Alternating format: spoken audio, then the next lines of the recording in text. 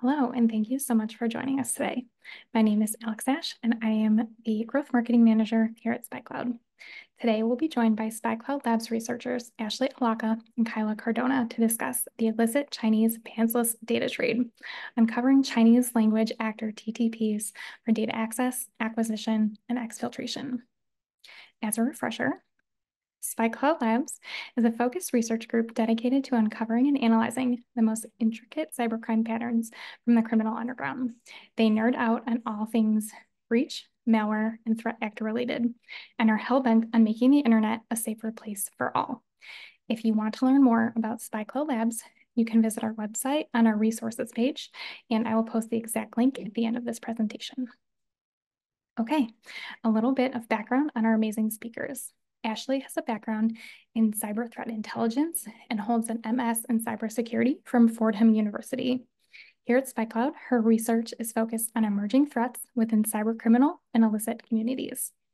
Kyla is a U.S. military veteran from the Air Force, Marines, and Army, and holds a BS in computer information systems and multiple cybersecurity certifications. Kyla is a staff security researcher here at SpyCloud with a focus in cyber threats in China and other cybercrimes occurring within the deep, dark, illicit web communities. All right, today we will be covering Chinese cybercrime slang terms and keywords, data leaks perspective, Western actors versus Chinese threat actors, Chinese cybercriminals and their TTPs, Chinese data leaks, and finally, everyone's favorite part, the takeaways. And with that, I will hand it over. Thanks, Alex. My name is Ashley Laka, like Alex mentioned. I'm a security researcher here at SpyCloud. And we just wanted to start off by quickly defining a few acronyms that will pop up throughout this presentation. The first is TTPs, which stands for Tactic, Techniques, and Procedures, and we'll use this term to refer to methods we observe by Chinese cybercriminals. APT refers to Advanced Persistent Threat Groups, which encompasses state-sponsored groups. This presentation will look at Chinese language cybercriminals who do not have any obvious ties to state-sponsored groups, but we just wanted to define that up front. SDK refers to software development kits and is a tool in the data exfiltration arsenal of these cybercriminals. DPI refers to deep packet inspection and is both a holistic and invasive tool used to categorize network traffic between end users and telecom companies. Like SDK, DPI is used in data exfiltration efforts. MD5 is a hash function used to encrypt data. In this presentation, it will refer to decryption services offered by Chinese language cybercriminals. And finally, SGK, which refers to social work libraries, which are functionally data repositories. And we have a couple of slides that will dive into that later on in this presentation. All right. So there are words used to describe different elements of the illicit data trade and are specific to public discussions of and advertisements for data in Chinese Telegram channels. So we'll start here with pantsless data. The phrase pantsless data is commonly used in Chinese cybercriminal communities to refer to hacked databases. The origin of this phrase comes from the Chinese homophone for library dragging, which is the term used for hacking sites and exfiltrating their data. Library dragging is pronounced tuwao dong kuwu, and its homophone tuwao duwao kuzi translates to trouser removal or to take off one's pants. Trouser removal will often refer to the total compromise of an individual's data or hacking of an entity. There are other iterations of this phrase that includes using the Chinese word for pants, which sometimes refers to leaked personal information, or using the word naked to identify a hacked entity. Other keywords and phrases that are commonly used in the illicit data trade ecosystem include spinach, which refers to data originating from online gambling, casinos, and to the chess industry. Chess is often used to also refer to the lottery and gambling data sets. And it's possible that Chinese actors need to use code words or euphemisms like spinach when referring to lottery games or online casinos, as gambling is illegal in China. The next phrase is angels and demons, which can refer to China's Public Security Bureau, which is their law enforcement entity, or bank employees or individuals affiliated with banks. The use of this phrase highlights the dichotomy of the public opinion of those affiliated with police and banks based on their standing in Chinese society. Individual cybercriminals will use this term to refer to either data belonging to the police or financial entities, sort of just based on their experience or possibly where they're from. Next is red hat hackers, and this refers to hackers and cyber criminals who are loyal to the People's Republic of China. The use of this phrase does not specifically imply an affiliation with state-sponsored actors, though. Next is selling dog meat by hanging a sheep's head. It's a colloquialism used to refer to data brokers, referring to their deceptive nature. This term may also be used to describe secondhand or low quality data, as it might be being passed off as higher value data. And finally, we just wanted to point out the use of the English language phrase CVV and POS, which is commonly referred or is commonly used to advertise or refer to financial data and financial data theft services. So now we'll take a look at Chinese actors versus their Western counterparts. Comparing data leaks between Chinese cybercriminal communities and their Western counterparts can help establish an understanding of the inner workings of this illicit data trade ecosystem. So both Chinese language and Western cybercriminals utilize Telegram to illicitly sell, buy, and trade data. However, Chinese cybercriminals are much less likely to repost a specific file when advertising their offerings. This is due to the high value that's placed on real-time data, which is supported by an actor's ability to maintain persistent access to compromised entities. In some channels, actors will leak data samples daily, and they'll even name the files with that day's date to highlight the freshness of that data. More information regarding these methods to exfiltrate this data will be explored in subsequent slides. But conversely, in Western channels, databases are generally shared multiple times between channels and actors, with actors incorrectly claiming that a data set originated from them. There is definitely less of an emphasis on firsthand fresh data compared to Chinese channels. Like I had previously mentioned, Chinese channels put a great deal of importance on real-time data. Depending on the data type and where it originated from, actors can consistently acquire requested data between 1 and 3 days from the day their customer placed an order with them. There does not appear to be a similar market within Western cybercriminal communities. And finally, like their Western counterparts, Chinese cybercriminals maintain public and searchable data repositories made up of publicized data breaches. In Chinese communities, these are generally referred to as social work libraries, often abbreviated as SGK. In the West, there are sites like search.ot.rocks, and they offer similar services by aggregating mostly publicly available leaks, and they allow individuals to search for records by various data types. And we'll explore SGKs further in subsequent slides. So I will hand it off now to Kyla. Thanks, Ashley. So I'm Kyla, and let's dive in to talk all about these Chinese threat actors. These actors are primarily Chinese speaking because they use slang terms to refer to data and data exfiltration methods, as well as use Chinese language emojis in group chats and engagements. They're also deeply concerned about the recent Chinese New Year holiday, as there was a significant decline in data publishing during this time. Some actors even went as far as posting away messages, claiming that they will take a break and start again in the new year. These Chinese actors are mostly found on Telegram channels and X. However, they also operate on ClearNet forums and underground websites, such as Vast Data, Data Hive, Free Market, Royal City, and more. Their X accounts are mainly used to advertise their data theft services with common keywords and hashtags such as SDK, DPI, SMS hijacking, penetration services, takeoff pants data, pants removal data, overseas data, and infiltration. These specific methods of exfiltration will be explained later by Ashley. They may also use telemarketing and marketing to refer to their services to obfuscate their true business motive, which is data theft in the illegal data trading industry. Later, we will show you examples of their X accounts in which they showcase both SDK and DPI data in spreadsheets with redacted information and tend to refer to their Telegram accounts and channels to find more. Chinese actors claim that they use Telegram for privacy purposes as they believe that the internet police, as they call it, for domestic Chinese platforms are heavily monitored and controlled.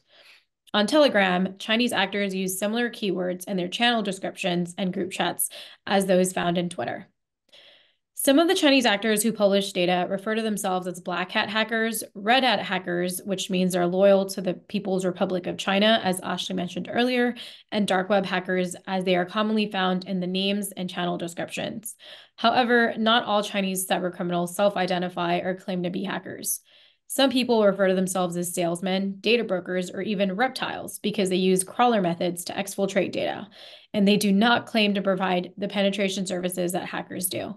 Chinese actors operate in many ways. They may work individually, have their own teams, or even be part of a data company.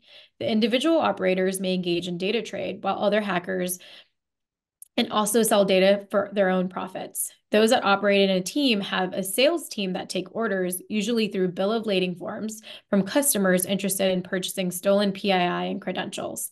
Usually, they have a bill of lading template for their orders and also have a minimum order, for example, 5 to 10,000 records.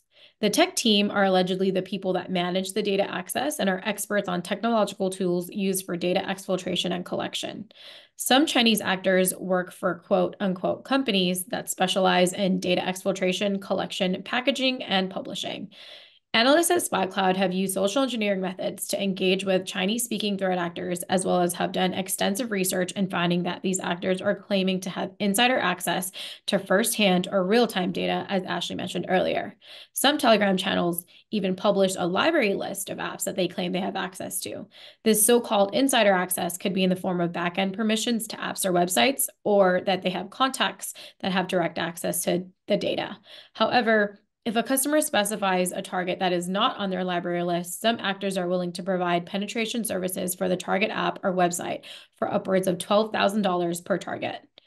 Lastly, the gray and black product industry is a slang term and another name for the illegal data trading industry or data theft industry, which encompasses the entire Chinese cybercriminal ecosystem of data exfiltration, data collection, data sales, and data trading.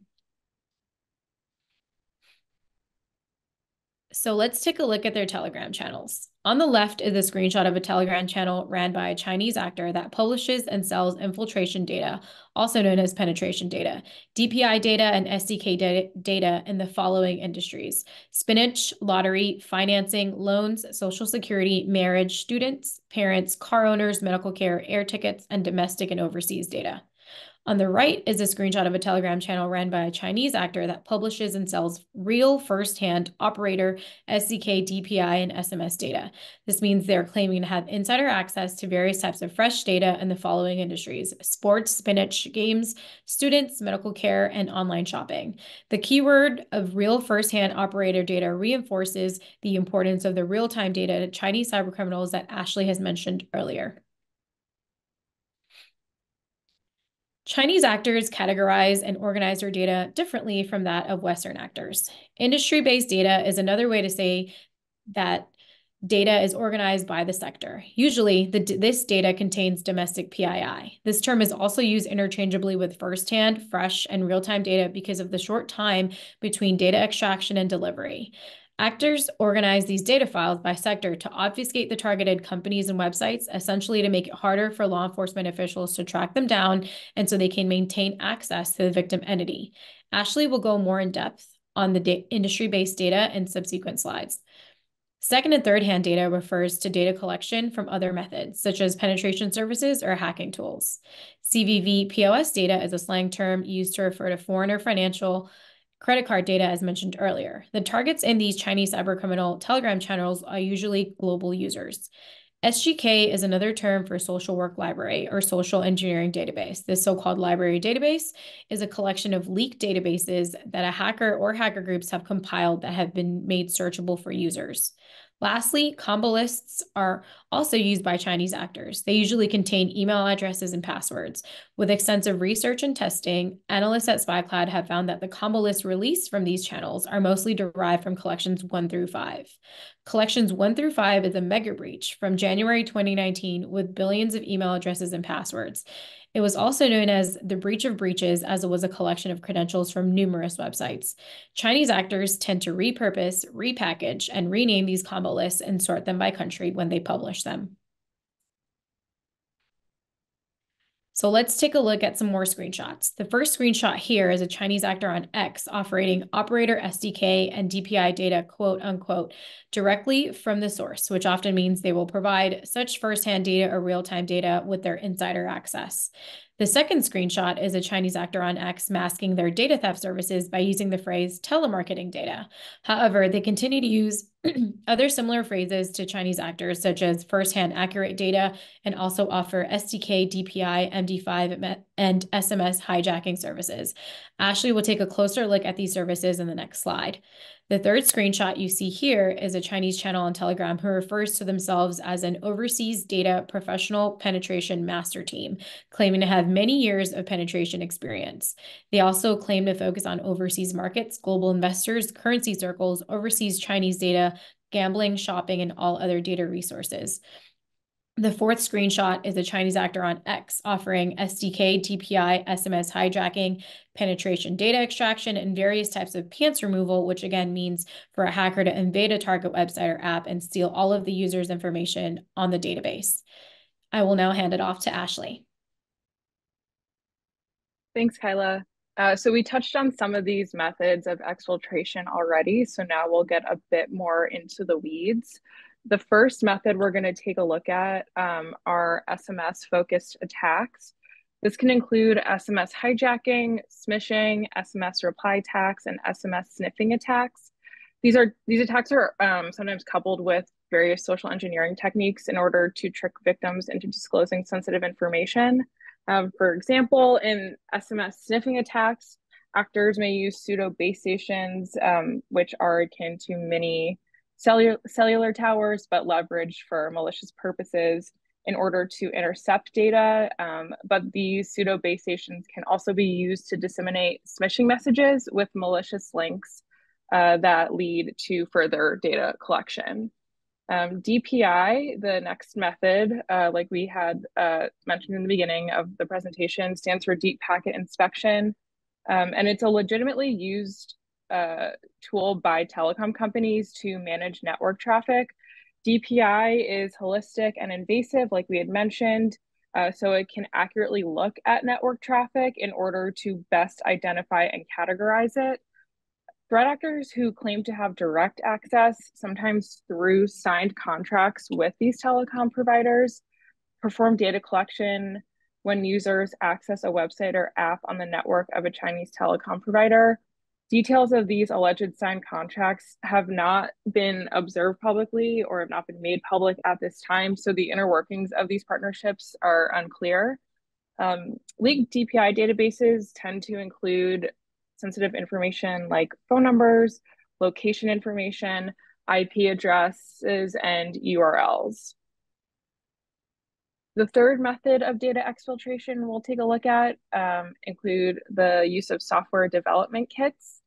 SDKs are legitimate packages of software tools bundled together to be used by app developers. SDKs are often built separately from the applications themselves, leaving room for malicious actors to produce their own SDKs to shop around to developers. These Chinese cybercriminals have been observed advertising their SDK data with T+1 and T+2 attributes. And these attributes likely indicate the amount of time in days after the initial leak data that the buyer will receive an order of the exfiltrated data via SDK methods. SDK is considered one of the least accurate and least timely exfiltration methods. This could in part be due to the fact that end users may opt to not share PII with an app at all, or they may knowingly input false information to better protect their identity. This will obviously impact the fidelity of the exfiltrated information, which data brokers understand. SDK data also most likely passes through several hands before getting to the end customer, which further dilutes the timeliness and accuracy of this data.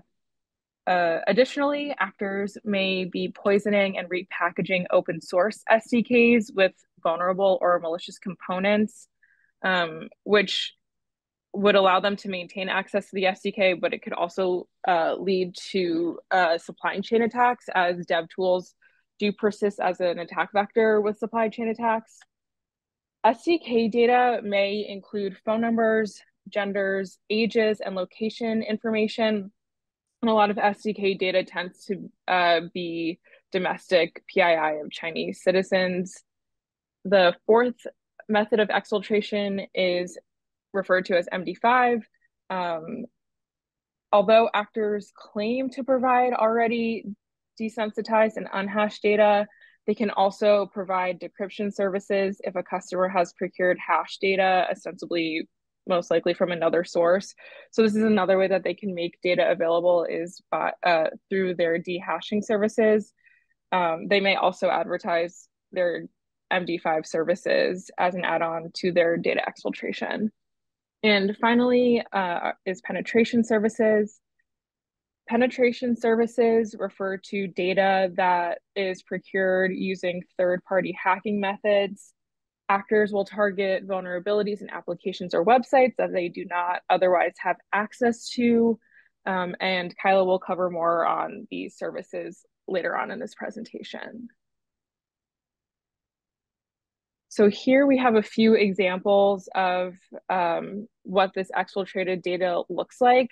And these files have all been publicly shared in Chinese language Telegram channels. So the first screenshot is the file was called a Malaysian loan, and it includes sensitive data like applicant names, email addresses, and gross incomes. The database also includes browser information and IP addresses. Based on the information collected here, it's possible that this data was exfiltrated using DPI methods. However, that has not been confirmed by the original poster, but you can see here under the bank name column that it includes the names of several Malaysian banks. So it's possible that this data was collected while individuals were attempting to connect to the websites of these banks. The second screenshot is from a sample file entitled China Bank. This data includes names, unspecified certificate numbers, which we've obfuscated, genders, birth dates, location information, phone numbers, and card numbers. The original poster of this data also did not publicly confirm the exfiltration method, though it appears that this data could have been collected using SDK methods. So this top screenshot, South Korea PII, appears, so while it's called South Korea PII, it appears that the location information actually is based in Singapore, which may indicate that this is data of Singapore-based users, possibly of a South Korean app or website. Like we have been mentioning, these files are often named something ambiguous in order for these actors to maintain access to the files. And the final screenshot at the bottom exemplifies what a sample file looks like posted on Telegram. This sample is allegedly of data from China's Provident Fund. The poster of this sample alleges that they can obtain Provident Fund data from different regions in China. This data was most likely collected using some sort of first-hand data exfiltration method. Okay. Like Kyla mentioned, actors will target certain industries or entities in order to extract specific data types. While some actors specifically target overseas data, much of the observable targeting results in the exfiltration of domestic Chinese data. So the first screenshot to the left shows a file ambiguously called advanced unit sample, and it contains valuable data types including full names, phone numbers, national ID numbers, ages, and physical addresses. The second screenshot is a sample file called Chinese orders. Order and product information are also commonly targeted as they can include sensitive information like shipping addresses, phone numbers, and shipping numbers. Data brokers and their customers will additionally seek out PII like email addresses, usernames, passwords, messaging app accounts, job titles, salary and company information, device information, and location information. So some of these data types may have less value on their own, but become increasingly more valuable combined with other data types.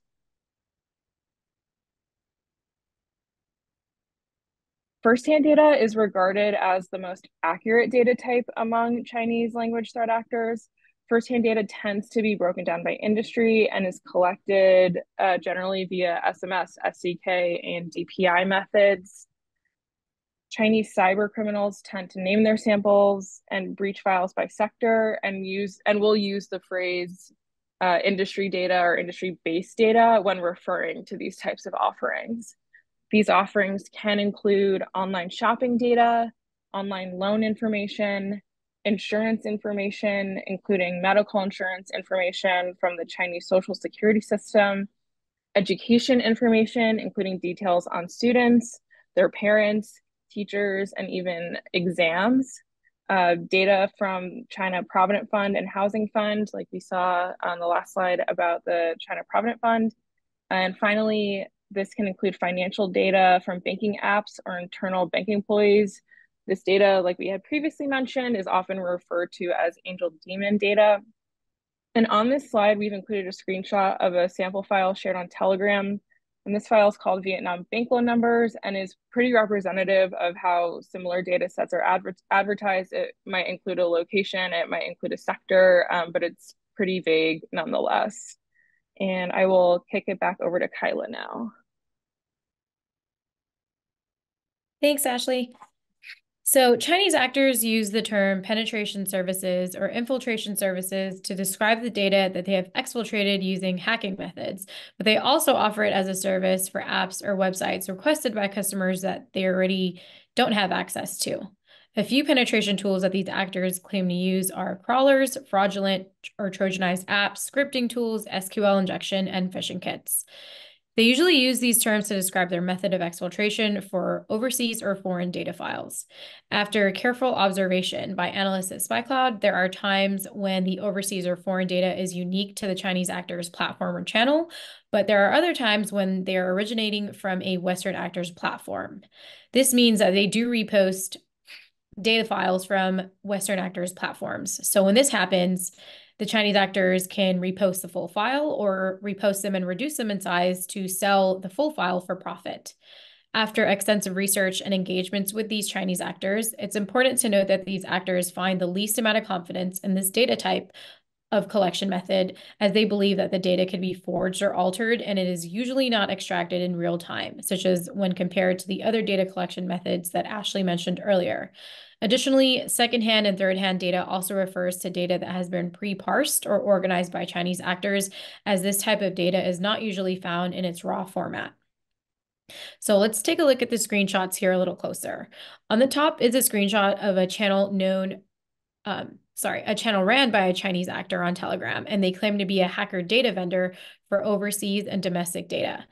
They're offering data in the following industries: recruitment and job hunting, car owners, high-tech careers, banks, currency circles, corporate companies, overseas Chinese data, dating, and other data resources. On the bottom is a screenshot of a channel ran by a Chinese actor on Telegram advertising their various services, such as domestic data, bank-wide resources, and penetration data in the following industries: finance, medical care, online loans, financial management, credit cards, SMS hijacking and interception, provident funds, state-owned enterprises, teachers, students, online shopping, and SDK DPI penetration. As you can see, there is a pattern to what these actors are claiming to provide as their service and what data files that they all tend to leak.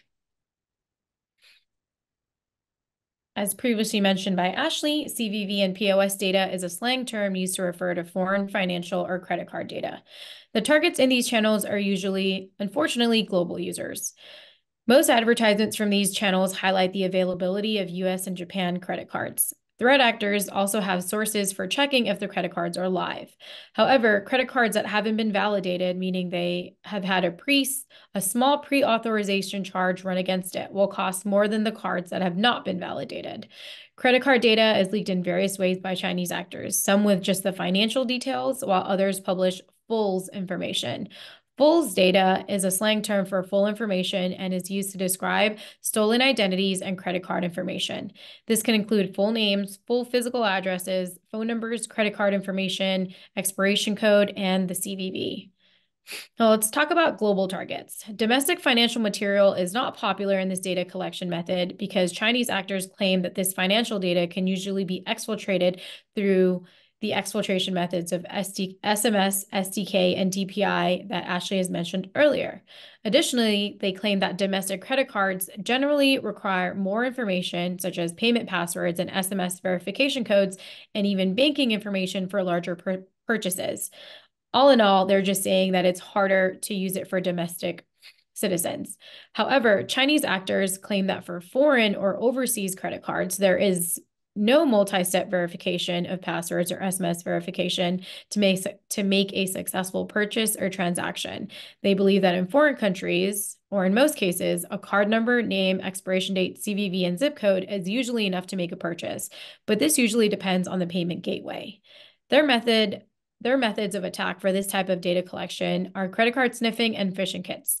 These phishing kits are shared in private platforms. However, they also have public ClearNet website that they use for phishing TTPs such as CVV Boy and How CVV. Let's look at Telegram channels next. CVV and POS data can be posted in Telegram as both downloadable files or in the body of messages in the group chat or channel. If we take a look at the screenshots here, the top two screenshots shows the data found in the body of the messages posted inside the CVV POS channels, including credit card number, CVV, expiration date, full name, zip code, phone numbers, email addresses, card type, whether it's credit or debit, the IP address, and even phone and browser information. The third screenshot shows a downloadable file posted in a Chinese Telegram channel.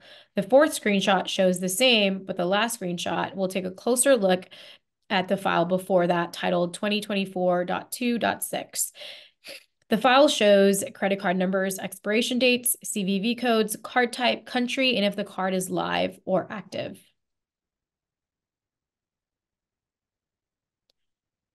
SGK is a Chinese term for social work library or social engineering database, as mentioned earlier.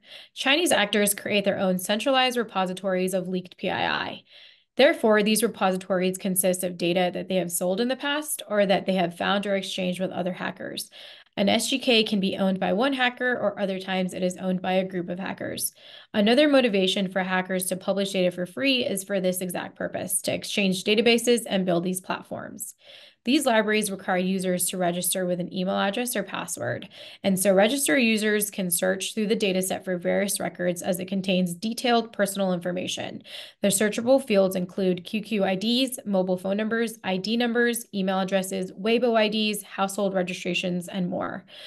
Most SGKs offer a tiered access system. Free users, meaning users who have registered but have not deposited any funds or Bitcoin into their account, are able to run search queries but only receive a limited amount of results or obfuscated results. If the user wants more results, they must be willing to pay. It's important to note that these SGK platforms that we're talking about are not only another money-making scheme for Chinese actors, but it also enables these Chinese actors to collect relational data to perpetuate other types of fraud and cybercrime, such as doxing, supporting phishing campaigns, social engineering, malicious marketing, identity theft, and financial theft.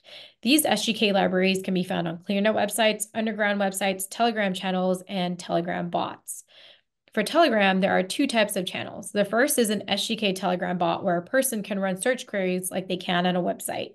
The second is a channel that contains forwarded search queries from SGK bots, and these channels post PII in the body of the Telegram messages. So if we take a closer look at the screenshots, you'll see the screenshot on the far left is a SGK Telegram channel that was forwarded from a SGK Telegram bot.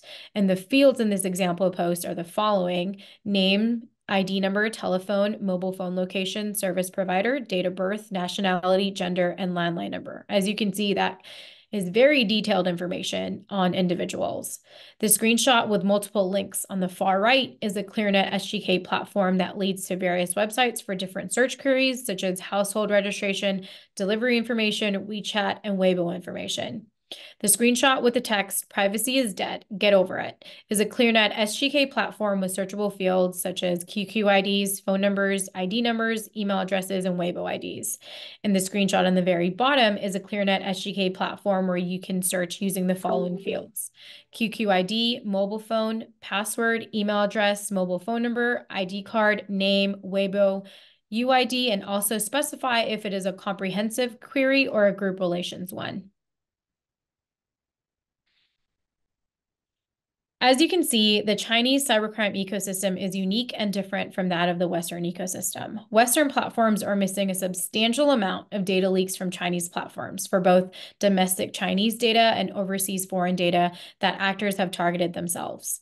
Chinese actors use generic names for data leaks and organize them based on industries. Their purposes for this tactic is 1, to obfuscate the target entities, 2, to make it harder for law enforcement officials to find the data and track them, and 3, to enable them to continue to maintain access to the data. As Ashley mentioned earlier, Chinese cybercrime actors prefer fresh, first-hand, real-time data extracted from the source or as close to the source as they could get.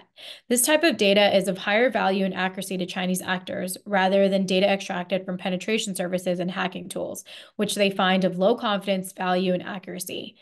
Chinese actors publish files of all sizes, as real-time data can have a small or big range in the number of records depending on the time of extraction. Some actors purposely reduce the file size and publish sample files as proof or vouch for their data theft services being credible, with the ultimate goal of selling the full-size data file.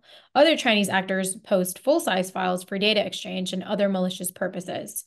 The data that analysts at SpyCloud are recapturing from these public and private Chinese cybercriminal platforms are tangible and actionable. They contain sensitive personal and financial information, not just from individuals residing in China, but also from around the globe. Going to hand it off to Ashley. Thanks, Kyla. So before we wrap things up, we wanted to leave you what we think are a few important takeaways. So the first is the threat posed by Chinese illicit data trade. The Chinese cybercriminals' access to data and exfiltration of this data extends just beyond China.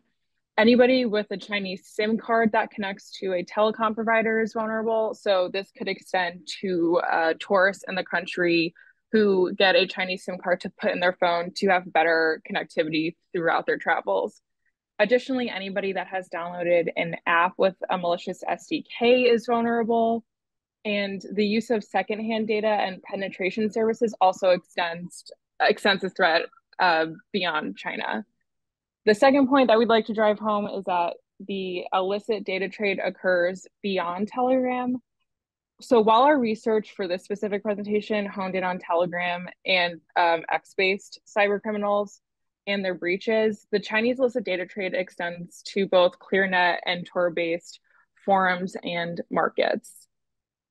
The third point we'd like to leave you with is whether these Chinese cybercriminals are connected to known APT groups. When people hear about Chinese cybercrime, the assumption generally tends to be that a state-sponsored group is involved. However, the long and short of it is that we are not entirely sure whether there's a connection between these Chinese cyber criminals that we've discussed in this presentation and APT groups. Although there is really no overt indication that we've seen that these groups are affiliated or connected in any way. Additionally, the primary motivation of these Telegram actors appears to be financial, where APT groups are primarily motivated by espionage. And finally is the strong emphasis on real-time data.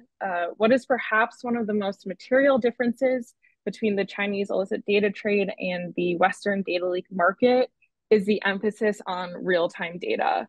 It exhibits that these Chinese cybercriminals have consistent access to seemingly vast amounts of sensitive data, and they prioritize the timeliness and accuracy of this data. No such prioritization or emphasis is obviously apparent in Western cybercriminal communities. So it's very interesting that there is such a heavy emphasis on this real-time data. And on that note, we will conclude our presentation. Awesome. Thank you so much. That was so informative. Thank you for all your hard work and research on that. And thank you for joining us. If you would like to hear more from SpyCloud and SpyCloud Labs, you can email us if you have any questions. You can visit our webpage as promised. There's the SpyCloud Labs specific webpage. You can also sign up for our newsletter. We send it out once a month, and it will always include updates and any new SpyCloud Lab research. You can connect with us on X, aka Twitter, formerly known as Twitter, at SpyCloud Labs. And finally, if you're curious about what cybercriminals might know about your organization, you can use our free darknet exposure tool at Check Your Exposure, which recently had some updates, so make sure to check that out. And once again, thank you so much for joining us, and hopefully we'll talk soon.